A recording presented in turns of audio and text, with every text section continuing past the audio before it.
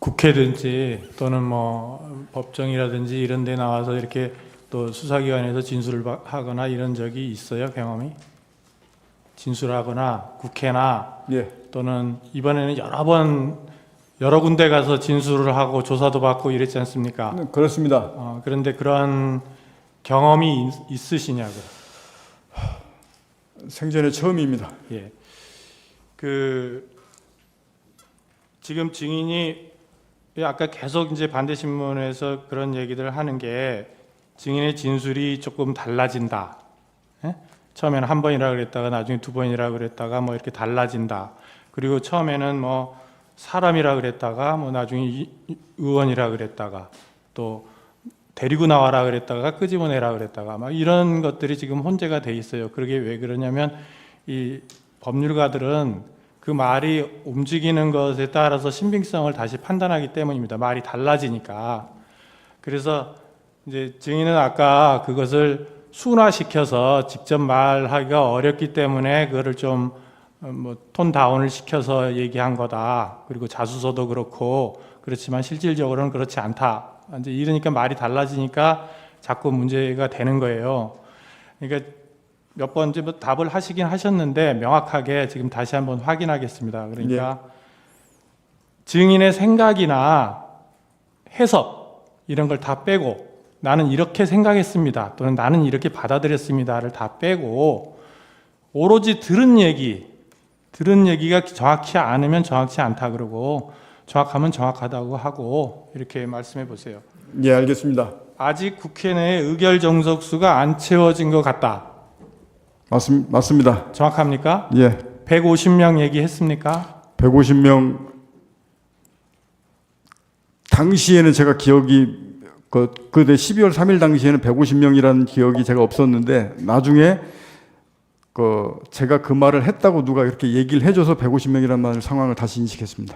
아니 그러면 지금 기억에는 그 150명이 안 채워진 것 같다라고 들었다는 얘기입니까? 아닙니다. 의결 정석수가 아직 채워지지 않은 것 같다. 이렇게 제 말이 얘기했습니다. 그러니까 다른 사람 얘기 다 사상하고 증인이 오로지 기억에 의해서만 말해라. 그렇게 하겠습니다. 자꾸 말이 이렇게 되니까 달라지는 거예요. 예.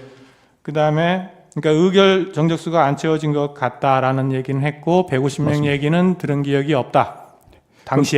당시에는 그 12월 3일 당시에는 제가 경황이 없어서 그 부분 이후에 제가 말한 걸 제가 들었습니다. 다른 확인했습니다. 사람한테 들었다는 얘기지 예. 증인의 기억에는 없다는 말이잖아요. 예, 그때 당시는 그렇습니다.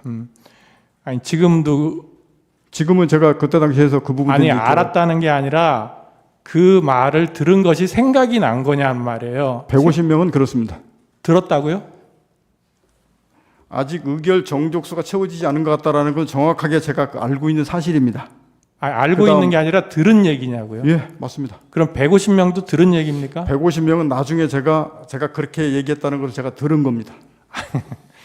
그거를 그 뜻이 다른 사람으로 또 들은 게 아니라 증인의 기억을 묻는 거예요. 기억. 여기서는 증인의 기억만 말하는 거예요. 다른 사람이 이렇게 당신이 얘기했소라고 얘기해서 그랬습니까라고 하는 게 아니라 예. 증인의 기억에 예. 150명 기억이 있습니까? 예, 150명 기억이 있습니다. 나중에 그 부분 첫조 당일날 없었는데 그 부분 150명 기억을 제가 이해를 했습니다. 이해한 게 아니라 생각이 났어요? 예. 그건 나중에 당일은 아닌데 그거 나중에 다른 사람들이 얘기하면서 그랬구나 그래서 제가 그때 나중에 기억이 났다고 말씀드리는 겁니다. 기억이 났다는 거예요? 예. 150명. 예. 그러면 국회 안으로 들어가서 의사당 안에 있는 사람 데리고 나와라 이렇게 얘기했습니까? 자수서에 그렇게 표현했습니다. 아니 제가 계속 말하잖아요. 자수서 이런 거 다 떠나서 지금 기억나는 대로만 말하란 말이에요. 그거는 빨리 국회 문을 부수고 들어가서 이렇게 하는 게 맞습니다. 빨리 국회 문을 부수고 들어가서 예. 그다음에 그 안에 있는 인원들을 밖으로 끄집어내라. 안에 있는 인원들을 끄집어내라. 밖으로 끄집어내라. 국회의원이라는 말은 안 했고 예, 거기에 의원이라고는 제가 그렇게 안 썼습니다. 아니 증인이 들은 얘기를 묻는 거예요. 자꾸 자수서 얘기를 하는 게 아닙니다. 지금 예. 인원이라 그랬어요? 그렇습니다. 들은 얘기가? 예, 전화로 들은 얘기가 인원입니까? 예, 인원을 끄집어내라 이렇게 인원을 들었습니다. 끄집어내라. 예. 국회의원을 끄집어내라 이랬습니까? 안에 있는 인원을 끄집어내라 이랬습니다. 국회의원이라는 말은 안 했습니까? 들은 기억이 없습니까? 있습니까? 전화로. 전화로 들었던 표현은 국 안에 있는 인원을 밖으로 끄집어내라 이렇게 들었습니다. 그렇게 들었다. 예. 예, 그러면 다시 정리하면 국회 내에 의결 정적수가 안 채워진 것 같으니 예. 문을 부수고라도 안으로 들어가서 의원을 다 끄집어내라. 라고. 예. 제가 표현한 제가 표현하고 아니 내용은 지금 말씀은 또 다른데 아직 의결 정족수가 채워지지 않은 것 같다. 예. 빨리 국회 문을 부수고 들어가서 안에 있는 인원들을 밖으로 끄집어내라. 인원이라 그랬어요? 인원. 의원이 아니고 예, 인원. 인원들을 밖으로 끄집어내라. 그럼 150명 얘기는 언제 했어요? 150명 얘기는 이제 이건 대통령 얘기가 아닙니다. 그건 아니 자꾸 이러잖아요. 말이 달라지잖아요. 아까 분명히 대통령으로부터 들었냐라고 했더니 150명 들은 기억이 생각났다. 나중에 얘기를 그거는 들어보니 김용현 전 장관 얘기하고 하면서 했던 거 대통령이 어딘가 제가 방금 말했던 세 마디 줄 그게 그러면 150명 이야기는 들은 바는 없습니까? 예 그때 당시 나중에 제가 듣고 기억했다고 방금 말씀드렸지 않습니까? 예, 알겠습니다. 제가 대통령이 말씀하신 그 워딩은 딱 그 세 줄이었습니다. 아까 말한 그 예. 내용. 예. 예, 됐습니다. 마치겠습니다. 예, 제가 좀 여쭤볼게요. 예. 먼저 그 증인 지금 구속돼 있죠. 예, 그렇습니다. 기소돼 있고. 예. 기소되어 있고. 그렇습니다. 그런데 오늘 그 진술 거부권 행사를 한 번도 안 하시고 다 얘기를 하셨어요. 예. 오늘 이제 진술을 거부한다는 뭐 그런 얘기는 한 마디도 안 하시고 저 지금까지 진술 거부를 한 번도 안 하고 다 했습니다. 다 하셨고 또 자수서 내셨잖아요. 예, 자수서 냈습니다. 그 제출하신 이유가 뭔가요? 제가 자수서를 제출한 이유는 첫 번째 계기는 12월 5일 날 김용현 전 장관이 저한테 이 비화폰이 이거는 녹화가 되고 이제 녹음이 안 되니까 당당하게 가라라고 얘기를 5일 날 저녁에 저한테 얘기를 했습니다. 그러고 나서 전반적으로 이제 나온 것들이 얘야 707이나 얘야 여단장 지휘관들이 모든 상황이 다 처벌받는 소리가 저한테 막 계속 들어왔습니다. 그래서 제가 이거를 정말로 사실대로 제가 정확하게 얘기하지 않으면 문제가 정말 생기겠구나 라는 생각을 판단을 하게 됐고, 그리고 제가 자수서를 진실되게 써놔야 제가 이후에라도 제 기준점이 돼서 안 흔들릴 것 같았습니다. 그래서 그거를 써놓고 그거를 기조로 계속 동일한 진술을 해왔습니다. 근데 다만 말씀하신 대로 사람이 기억이 있다 보니까 조금 제 기억으로 쓰다 보니까 시간의 편차가 있거나 내용이 조금씩 용어 바뀌는 게 어떤 거는 조금 틀려질 수도 있습니다. 대신에 저는 그 기준점을 제가 명확하게 잡고 싶었기 때문에 그걸 써서 제출하고 그 방향과 내용에서 그대로 지금까지 진술해 왔습니다. 예.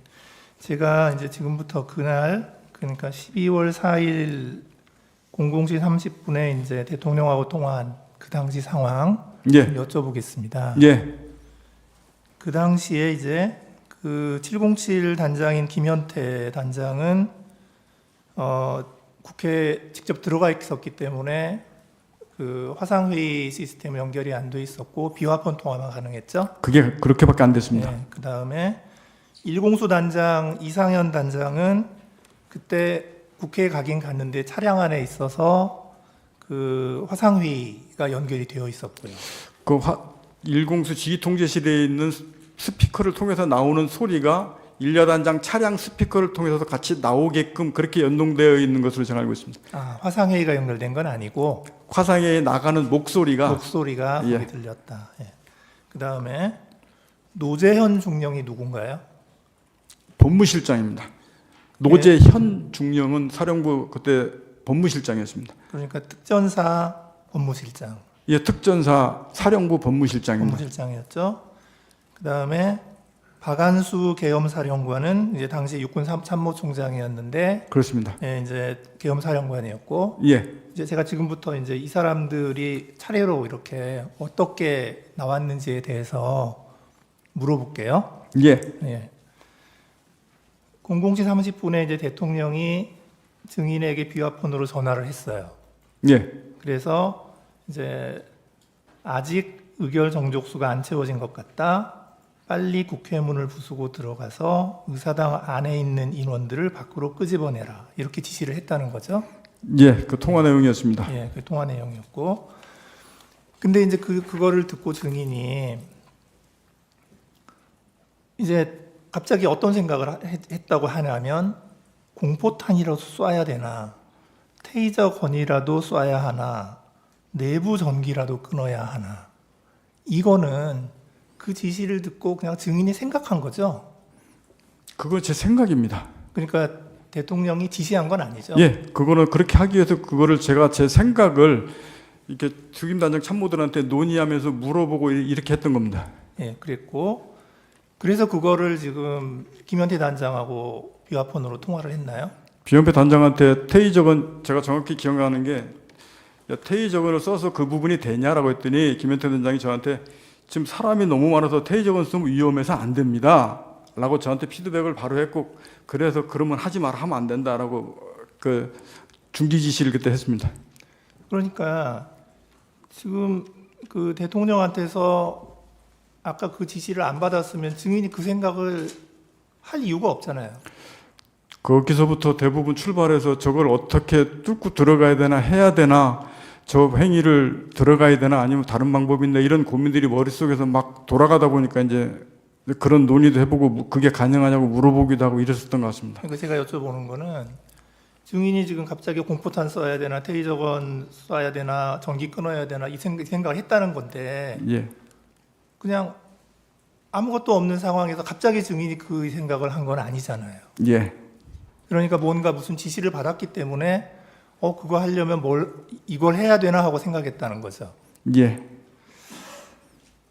그 다음에 이제 그 00시 35분에 이제 김용현 장관이 비화폰으로 증인한테 전화를 했다는 거죠.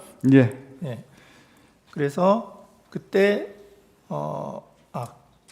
그때 워딩은 또 어땠는지 이게 말이 자꾸 바뀌어서 지금 검찰 조서에는 국회의사당 문 빨리 열고 안으로 들어가서 안에 있는 사람들을 빨리 데리고 나와라 이렇게 지시했다고 돼 그게 있는데 이제 김용인 전 장관 등은 제가 그래서 자수서에서도 지금도 거기다 가로 열고 뭐였냐면 정확한 워딩이 기억이 나지 않는데 장관은 대통령까지 제가 2번밖에 통화했기 때문에 워딩을 기억하고 있는데 김용인 장관은 제가 10여 차례 이상 계속 통화하면서 받았기 때문에 정확한 워딩은 김용현 장관이 기억나지 않는데 이런 의미로 썼다라고 제가 얘기했고 그렇게 얘기했습니다. 그래서 제가 김용현 장관이 어떻게 말했다고 딱 집어서 얘기를 지금까지 그렇게 못했습니다. 아 그렇군요. 그래서 이제 그 김용현 장관의 지시를 받고 나서도 또 이제 김현태 단장하고 또 통화를 했죠.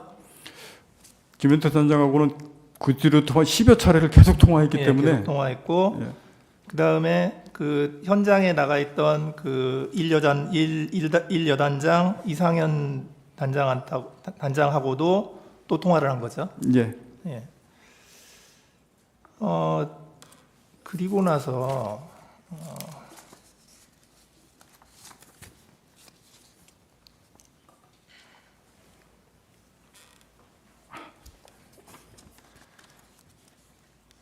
그리고 나서 이제 증인이 그 김현태 단장한테 공포탄 테이저건을 사용하지 말라고 지시를 했죠. 예, 하지 말라 그랬습니다. 김현태 단장도 그게 사용하면 안 됩니다라고 저한테 피드백을 줘서 예. 그럼 하지 말아라고 했습니다. 그때 법무실장 노재현 중령이 뭐라고 했죠? 그러고 나서 있었는데 법무실장이 저 우측 끝에 앉아 있었는데 저한테 와서 사령관이 그거는 사령관 권한이 아니고 계엄사령부에서 무기 사용 승인에 대한 이 지침을 받고 내려와야 됩니다. 라고 저한테 이제 조언을 했습니다. 그래서 그러면 제가 그 조언을 듣고 옆에 있는 참부장이 너한테 야, 계엄사령관 전화 좀 연결해 봐라. 그래서 계엄사령관 제가 직접 전화를 제가 했고 하면서 무기 사용 공포탄 테이저건 비살상 무기 사용 승인에 대한 이 지침이 필요하다. 이 말을 대화를 했는데 그 과정상에 전달 과정상에 제가 이걸 사용 승인을 건의드립니다라고 이렇게 그쪽 받아들여 해서 그거는 제가 12월 10일부터 계속 말씀드린 게 이거는 의사소통하면서 이거 뭔가 오해가 생겨서 이 문제가 생겼다라고 분명히 말씀을 드렸고 그리고 나서 충장도 그거 하면 안 된다 하지 마라 그래서 거기서 끝났습니다. 왜냐면 지금 이 밑에 사용 중지를 해놨기 때문에 밑에 전파하지 않고 그대로 그냥 쭉 갔습니다. 예. 그 이제 그 박한수 계엄사령관이 이제 진술을 한 게 있어요.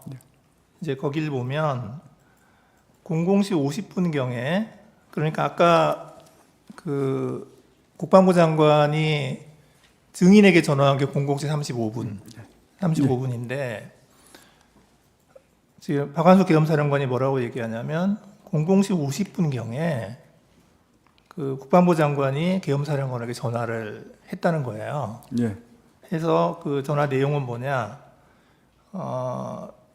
국회의 병력, 그러니까 군인, 국회의 병력, 그 다음에 경력을 증원해라.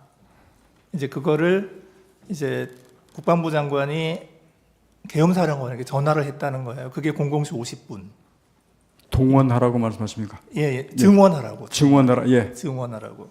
그러니까 이제 병력하고 그러니까 군인하고 경찰을 증원하라고 계엄사령관에게 전화를 했고, 그 바로 직후에 그 여인영 방첩사령관이 국회에 경력을 증원해달라, 그러니까 경찰을 더 증원해달라 또 전화를 했다는 거예요. 그리고 계엄사령관이 그 전화를 받고 그걸 막 끊었는데 증인이 전화를 해가지고 뭐라고 얘기를 했다는 거냐면 이렇게 얘기했다는 거예요. 현 상황에서는 테이저건과 공포탄을 사용해야 한다는 예하부대의 건의가 들어왔습니다. 사령관님이 결심해 주십시오. 라고 얘기했다는 거예요. 증인이 그렇게 얘기한 적이 그건 있어요. 말이, 예하부대 김현태 단장도 건의받으면 거기서 제가 건의를 받는 건데, 김현태 단장은 저한테, 제가 그 워딩 분명히 기억했지만 사람 많아서 위험해서 안 됩니다라고 해서 안 된다고 건의했지, 그거를 저한테 사용하겠다고 건의를 들어온 게 아닙니다.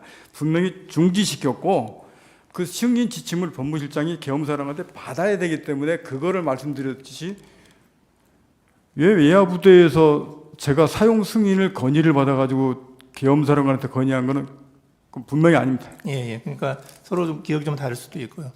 이제 그랬더니 이 박한수 계엄사령관이 깜짝 놀래가지고 이게 뭐지?